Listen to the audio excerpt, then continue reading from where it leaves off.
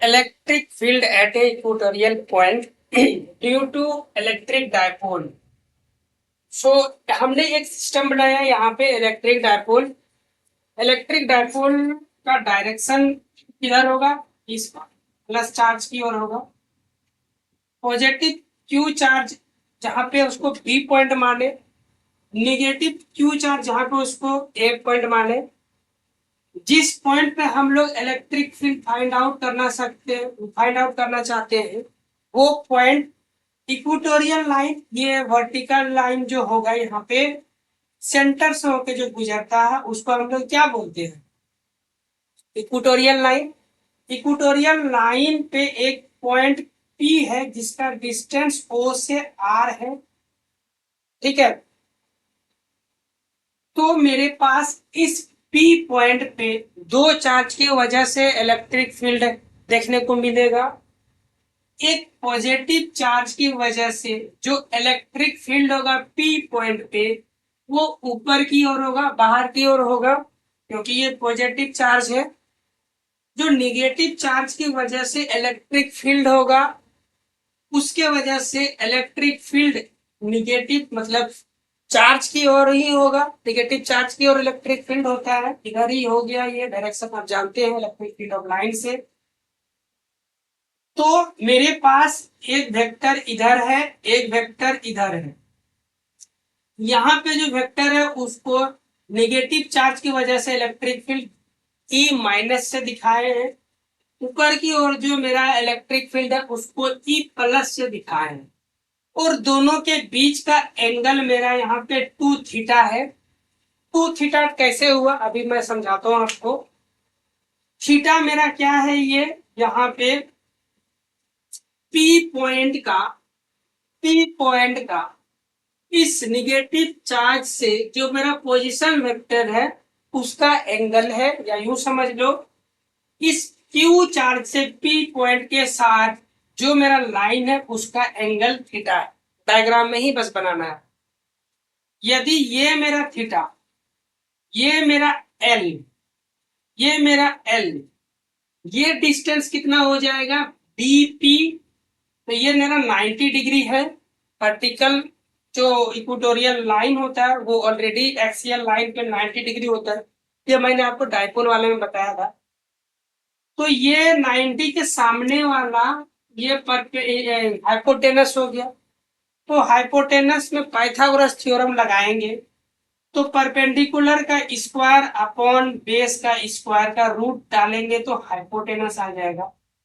कमाल की बात यह है कि जब आप एपी का जो लेंथ देखोगे उसके केस में भी ये परपेंडिकुलर, ये बेस और ये हाइपोटेनस 90 के सामने वाला साइड, तो ये भी root under are square plus l square होगा।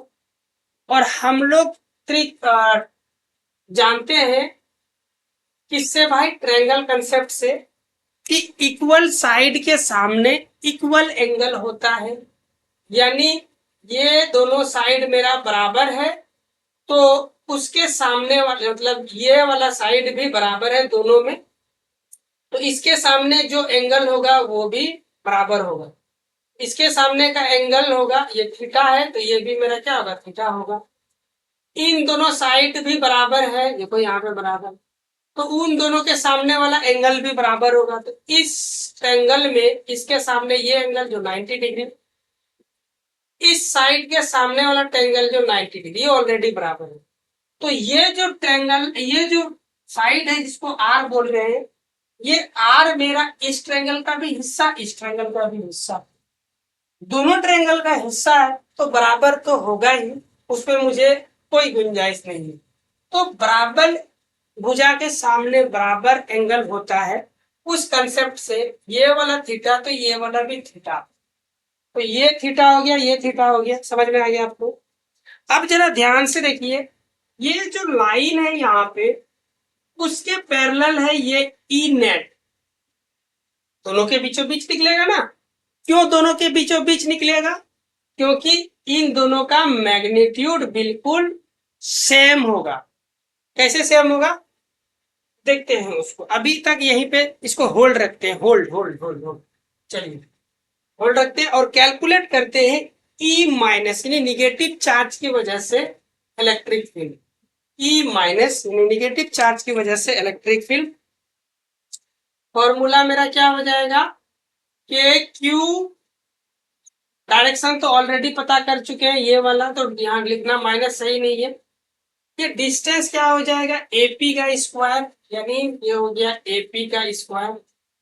एपी बराबर यहां से देखिए रूट के Q upon root under are square plus में एल स्क्वायर, ये स्क्वायर बाहर में, ये स्क्वायर और रूट एक दूसरे को कैंसिल आउट कर दिया तो क्या बचा, k Q upon r square plus में एल स्क्वायर। ओके दोस्त, उसी तरह आप नीचे वाला डायग्राम को क्या प्रिडिक्ट कर, नीचे वाला यानी ई प्लस को क्या प्रिडिक्ट कर सकते हैं। ओके, आई होप आपने प्रिडिक्ट किया होगा। तो अभी ई प्लस उसी तरह निकालेंगे, यहाँ पे देखिए e plus k Q upon ये बीपी, ये डायरेक्ट ये लेंथ है, यहाँ आएगा बीपी का square, k Q upon root under are square plus l square, ये स्क्वायर और रूट एक दूसरे को छम छम, तो बचा क्या, k Q upon r square plus l square. Equation number 1, equation number 2। तो दोनों फोर्स या दोनों इलेक्ट्रिक फील्ड क्या है, बराबर है। जब दो इलेक्ट्रिक फील्ड या दो vector, vector a vector b, दोनों का मैग्नीट्यूड यदि बराबर है तो जो हम लोग का रिजल्टेंट आता है वो बिल्कुल बीचों बीच आता है। बीचों बीच मतलब यहां से भी थीटा एंगल, यहां से भी थीटा एंगल। दैट्स वाई ये रिजल्टेंट जो है एकदम बीचों बीच यहां से निकला है। तो ये जो लाइन है इसके पैरेलल है, दिख रहा है आपको। तो ये वाला एंगल यदि थीटा है मेरे पास, तो ये वाला एंगल क्रॉसपोंडिंग एंगल है, हिंदी में एकांतर कोण बोलते हैं। क्रॉसपोंडिंग एंगल तो ये थीटा, तो ये भी थीटा, सॉरी क्रॉसपोंडिंग नहीं, अल्टरनेटिव एंगल, इंग्लिश में अल्टरनेटिव एंगल बोलते हैं, हिंदी में एकांतर कोण बोलते हैं। क्रॉसपोंडिंग एंगल यहाँ पे ये वाला और ये वाला एक दूसरे को क्रॉसपोंड कर रहा है, दिख रहा है आपको, तो ये मेरा हो जाएगा क्रॉसपोंडिंग एंगल। ये थीटा तो ये थीटा हो गया, तो theta plus theta total angle कितना आ गया, 2 थीटा। इसका मैग्नीट्यूड हमारे पास ऑलरेडी है, देखो यहाँ पे इसका मैग्नीट्यूड भी ऑलरेडी है हमारे पास, और दोनों वेक्टर के बीच का एंगल 2 थीटा मालूम हो तो ई नेट हम लोग निकाल सकते हैं ना, किस फॉर्मूला से, vector law of addition formula से। तो यहां लिखेंगे हियर ई माइनस, प्लस लिखा है तो कोई बात नहीं, E minus electric field due to negative charge, दोनों बराबर है तो उसको हमने ई मान लिया, क्या मान लिया, ई। नाउ ई नेट बराबर रूट अंडर ई प्लस का स्क्वायर ई माइनस का square plus 2 into E plus E minus into cos theta, ये क्या हो गया, इंटू कॉस थीटा। थीटा की जगह हम लोग का वैल्यू कितना आएगा, 2 थीटा आएगा, क्या आएगा, 2 थीटा। ओके, तो यहाँ पे हो गया ई का स्क्वायर प्लस में ई का स्क्वायर, दोनों बराबर है, plus 2 into E cos theta की जगह हम लोग रखेंगे 2 थीटा। अभी भी रूट के अंदर चल रहा है ये सारी कहानी।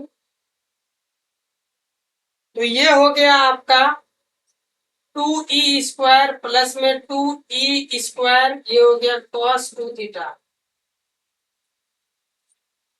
ठीक है।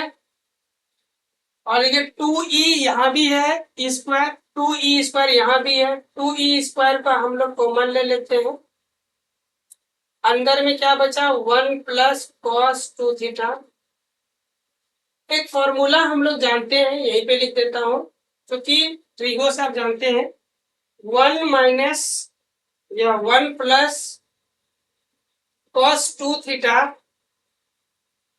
1 plus cos 2 theta equal to बराबर क्या होता है हमारा 2 cos स्क्वायर थीटा, यही होता है ना, 2 cos स्क्वायर थीटा होता है। तो सिंपल से यहाँ पे ये फॉर्मूला हम लोग अप्लाई करेंगे, तो ये हो जाएगा 2e square into 2 cos square theta, ये रूट के अंदर है। जब इसका बाहर, अच्छा ये दिख रहा है ना, ये दिख तो रहा होगा ना cos स्क्वायर थीटा, हाँ थोड़ा थोड़ा दिख रहा है, कोई बात नहीं। तो यहाँ पे देखो आप, दो दो दो बार आया है तो रूट से एक बार बाहर आएगा, ई स्क्वायर भी 2 बार आया है, एक दो बाहर आ गया, cos थीटा भी 2 बार आया है, ये आपका कितना आ गया, cos थीटा भी आपका बाहर आ गया। तो ई नेट बराबर फाइनली अपने पास आ रहा है E net equal to 2e cos theta. कोई दिक्कत? अब cos थीटा कैसे निकालेंगे, ये दिख रहा है इधर, हाँ दिख रहा है, यहाँ लिखेंगे फ्रॉम फिगर cos थीटा बराबर, देखो ये थीटा है, ये थीटा है ना दोस्त, cos थीटा बराबर क्या होता है, base upon hypotenuse, base upon hypotenuse, base ये हो गया, हाइपोटेनस ये हो गया, यहाँ लिखेंगे बेस यानी r upon hypotenuse, hypotenuse hypotenuse hypotenuse यानी ये वाला हाइपोटेनस, तो ये हो गया मेरा r square plus l square, ठीक है। और तब यहां से हम लोग आगे जाएंगे, 2e, ई का मान ये रहा k Q upon r square plus में एल स्क्वायर, और ये हो जाएगा cos थीटा का मान आर, सॉरी आर नहीं, आर नहीं, बेस तो यहाँ पे एल है ना, ये होगा एल, नहीं हो गया एल, ये हो गया l upon root under are square plus l square, ठीक है।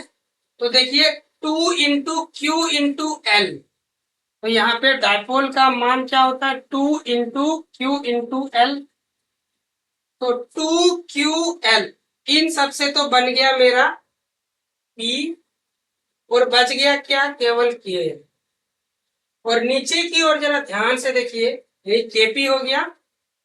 अब L स्क्वायर को हम लोग जीरो के फॉर्म में लिख सकते हैं, यहां लिखा था आपको, L क्या है, लेस देन R, ये जो डिस्टेंस है वो R से बहुत छोटा है, तो R स्क्वायर और भी छोटा हो जाएगा, एक्सियल वाले में बताया था आपको, तो एल स्क्वायर इक्वल टू 0 हो गया।